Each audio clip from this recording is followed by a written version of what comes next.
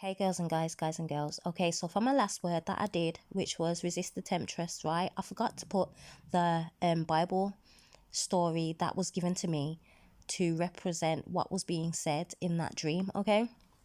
I'm so sorry. Like, sometimes these things happen and I do thoroughly apologize, okay? It's not perfect around here and I'm not trying to be perfect. I don't need to be perfect because God is perfect. Jesus is perfect. He brought his son. He did all of that, okay? Sorry. So I'm gonna anyway, so this was the story that came to mind, okay, about what he was saying in that dream about this person coming in and just wanting sex from you, okay? Basically, the one thing is wanted from you, and it's not something that God has intended for you, okay? So I'm not sure if you know the story of David and Bathsheba, okay? But I'm gonna get into it. We're gonna read it, and then you're gonna understand where it all comes together from the dream that I had, okay? So let's read it together. If you can see on screen, let's go. In the spring, at the time when kings go off to war, David sent Joab out with the king's men and the whole Israelite army. They destroyed the Ammonites and besieged Rabbah, but David remained in Jerusalem. One evening, David got up from his bed and walked around on the roof of the palace. From the roof, he saw a woman bathing. The woman was very beautiful, and David sent someone to find out about her. The man said, "She is Bathsheba, the daughter of Eliam, and the wife of Uriah the Hittite." Then David sent messengers to get her. She came to him, and he slept with her. Now she was purifying herself from her monthly uncleanness.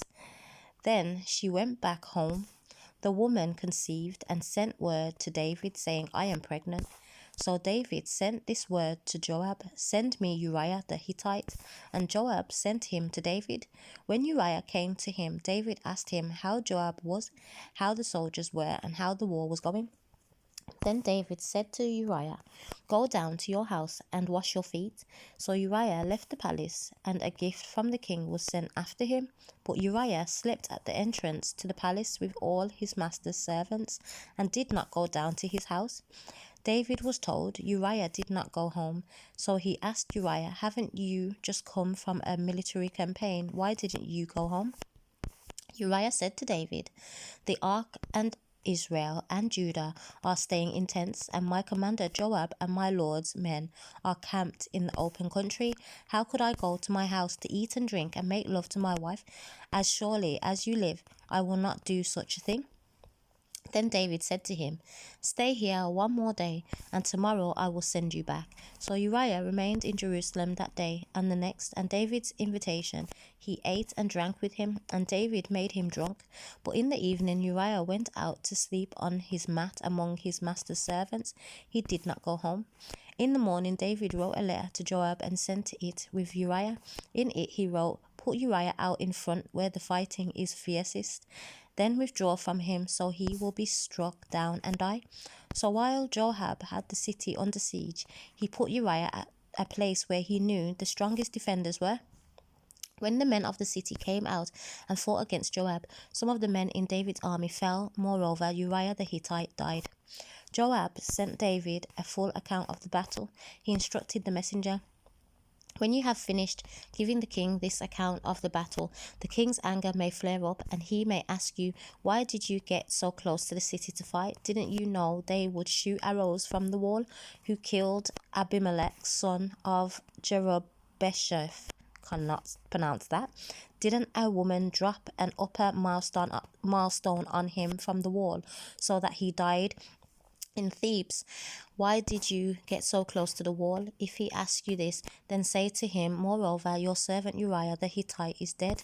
The messenger set out, and when he arrived, he told David everything Joab had sent him to say. The messenger said to David, "The men overpowered us and came out against us in the open, but we drove them back to the entrance of the city gate.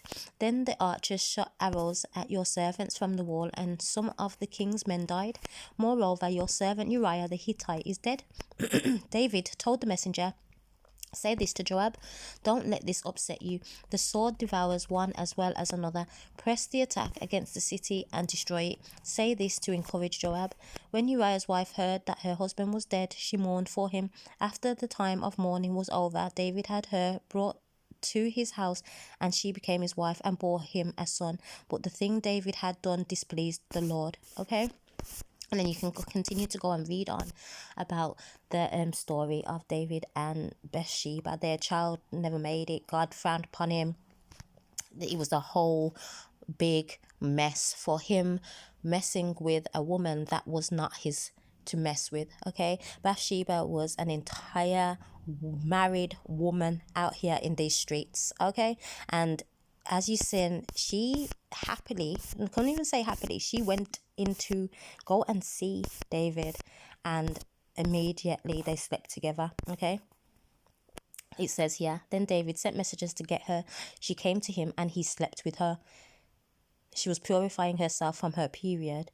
Then she went back home. The woman conceived and sent word to David saying, I am pregnant. Okay, this whole situation happened from this one encounter between the two of them. Okay, in the last video I told you that this person asked to dry hump. Okay, there was nothing to come of it, but it was still a sexual act. Okay, this person only wanted the one thing. David didn't expect for this to spiral into an entire situation to the point where he had to try and come up with a way to make it seem like Uriah was the father to the baby he had just conceived with Bathsheba, right? To the point where he couldn't get that to happen, to the point where he killed her husband, right? He had her husband killed. That's how you got to see this. Okay, you allow for the enemy to bring in that person that's not for you and fall into this, you're going to kill your promise. Okay, you'll kill your husband basically. Okay,